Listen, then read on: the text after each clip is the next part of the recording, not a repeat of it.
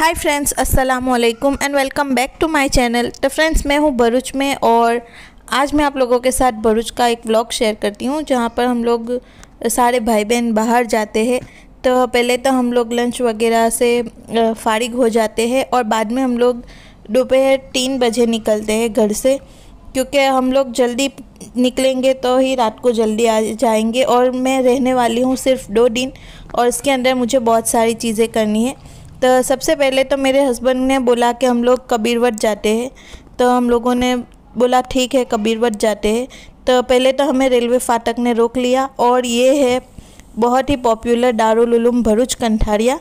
और इसके बाद हम लोग टाउन में पहुंच जाते हैं। ये देखो, आप देख सकते हो, ये है हमारा भरूच टाउन। और उसके बाद हम लोगों को जाना था कबीरवट और नर्मदा पार्क। तो सबसे पहले मुझे दिख गई ये मसाला की शॉप। ये इस तरीके का पंडाल लगा हुआ है, यहाँ पर से आप साल भर के लिए मसाले ख़रीद सकते हो। तो एक्चुअली मेरा कोई इरादा तो नहीं था, लेकिन मुझे ये दिख गया तो मैंने सोचा मैं यहाँ उतर के थोड़ा मसाला ले ही लेती हूँ। तो मैंने कश्मीरी लाल मिर्च पाउडर, हल्दी पाउडर और कोरिएंडर एंड क्यूमिन, यहाँ पर धना जीरू बोलते हैं उसको, तो वो मिक्स पाउडर लिया। अचार का मसाला ले लिया। तो ये जो पंडाल है ना, वो झाडेश्वर पुलिस चौकी के बिल्कुल सामने ही है। तो यहाँ पर अच्छे फ्रेश मसाले आपको अक्खे भी मिलते हैं और पिसे हुए भी मिलते हैं और होलसेल प्राइस पर मिल जाएंगे। तो मैंने काफ़ी सारे मसाले ख़रीद लिए। इसके बाद हम लोग पहुँच जाते हैं कबीरवट। तो एक्चुअली कबीरवट जो है उसको नर्मदा नदी के आइलैंड पे है, तो उसको क्रॉस करने के लिए हमें बोट में बैठना पड़ता है। तो हमें पहले तो हमको लेनी पड़ेगी टिकट। तो हम लोगों ने टिकट यहाँ से ले ली है और जो हमारी फैमिली थी उसकी पूरी टिकट 550 रुपीज़ की आई। तो जो भैया के पास चार्ट था, इसके अंदर ग्रुप मेंबर के हिसाब से टिकट का प्राइस लिखा हुआ था। तो यहाँ से हमें बोट पकड़कर कबीरवट जाना था। तो आपको पता होगा कि भरूच में बहुत ही पॉपुलर एक टूरिस्ट अट्रैक्शन है, वो है कबीरवट। तो एक्चुअली ये एक धार्मिक स्थल भी है, मतलब रिलीजियस प्लेस भी है। हमारे हिंदू भाई लोग जो संत कबीर को मानते हैं, उनका यहाँ पर मंदिर बना हुआ है। तो हम लोग पहले तो ये नर्मदा क्रॉस करके कबीरवट जाते हैं। मैं आपको दिखाती हूँ और इसकी हिस्ट्री भी आपको बताती हूँ। तो फ्रेंड्स, आप लोग कभी कबीरवट गए हो तो मुझे कमेंट करके बताना, और आपको कबीरवट की क्या हिस्ट्री मालूम है वो भी ज़रूर कमेंट करना। तो हम लोग पहुंच जाते हैं कबीरवट और इसके बाद थोड़ा वॉकिंग डिस्टेंस है, तो हमें चलकर अंदर जाना पड़ेगा। लेकिन ये नर्मदा का व्यू एंजॉय करते करते हम लोग चलते चलते पहुंच जाते हैं। तो फ्रेंड्स, आपको ये वीडियो अच्छी लगे तो लाइक करना, अपने फैमिली और फ्रेंड्स के साथ शेयर ज़रूर करना। फ्रेंड्स, भरूच भी एक हिस्टोरिकल सिटी है। यहाँ पर आपको काफ़ी अच्छी अमेजिंग हिस्ट्री मिलेगी। तो देखो, हम लोग पहुँच गए कबीरवट। तो कबीरवट जो है वो एक बहुत ही बड़ा बनियान ट्री यानी कि बरगद का पेड़, और गुजराती में इसको वर्ड बोलते हैं, मतलब वडनु झाड़। तो ये जो बरगद का पेड़ है या फिर बनियान ट्री है, वो 3 किलोमीटर के क्षेत्र में फैला हुआ है। पूरा 3 किलोमीटर के अंदर फैला हुआ है और भी फैलता ही जा रहा है। तो इसकी जो हिस्ट्री मुझे मेरे टीचर ने बताई थी, उनका नाम था रणछोड़ सर। तो उन्होंने बताया था कि जो संत कबीर ने अपने दांत साफ़ किए थे जो दातुन से, वो दातुन वहाँ पर वो छोड़ गए थे, और फिर उस सूखी डाली, मतलब दातुन तो सूखा ही होता है ना, उससे फिर वो ये वड का पेड़ बना, मतलब बरगद का पेड़ बना। और फिर इसकी डाली जो है वो फैलती ही रहती है, जो ऊपर, क्योंकि इसकी जड़ें ऊपर लटकती है, आप देख सकते हो। तो ये जड़ें ऊपर से लटक कर फिर से ज़मीन में जाती है और फिर से नया पेड़ निकलता है।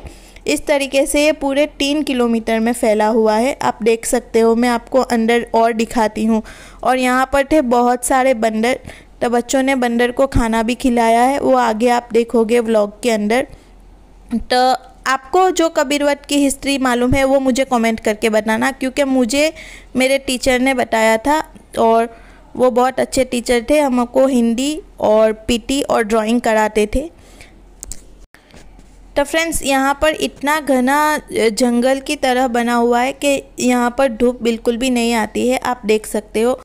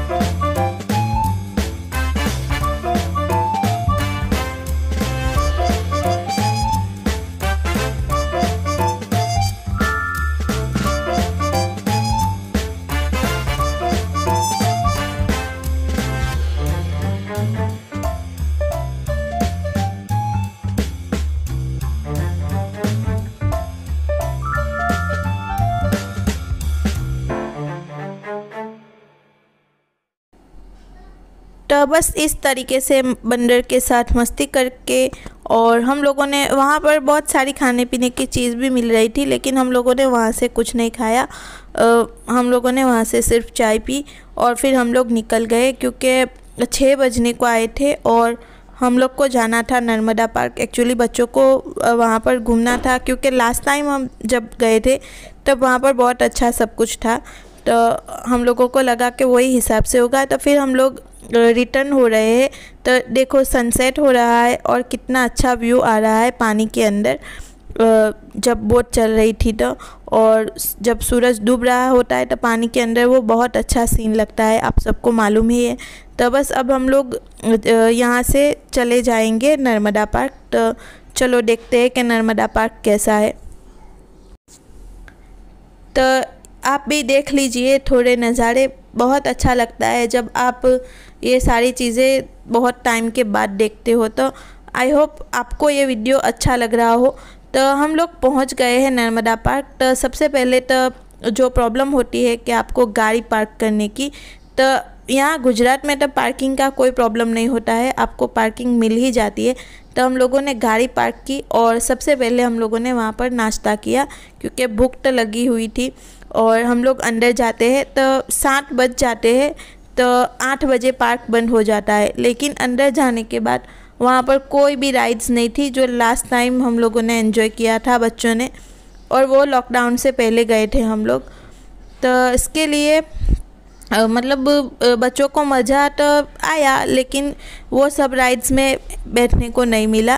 तो ये नर्मदा पार्क से भी आपको नर्मदा का व्यू दिखेगा, मैं आपको आगे बताती हूँ। तो फ्रेंड्स, बच्चों के लिए स्लाइड वगैरह तो थी, लेकिन मेरे बच्चों को उसमें नहीं जाना था, तो वो लोग सिर्फ बॉल से ही खेले, आप देखोगे वीडियो में। और आप नर्मदा का किनारा भी, मतलब नर्मदा नदी का किनारा भी यहाँ पर आपको दिखाई देगा। तो ये देखो 7:30 8 बजे यहाँ पर अंधेरा हो गया था, और फिर 8 बजे पार्क भी बंद होने वाला था। तो फिर हम लोग यहाँ से निकल जाते हैं, लेकिन आप व्यू एंजॉय करो। तो 8 बजे पार्क बंद हो जाने का टाइम हो जाता है, तो फिर हम लोग यहाँ से निकल जाते हैं।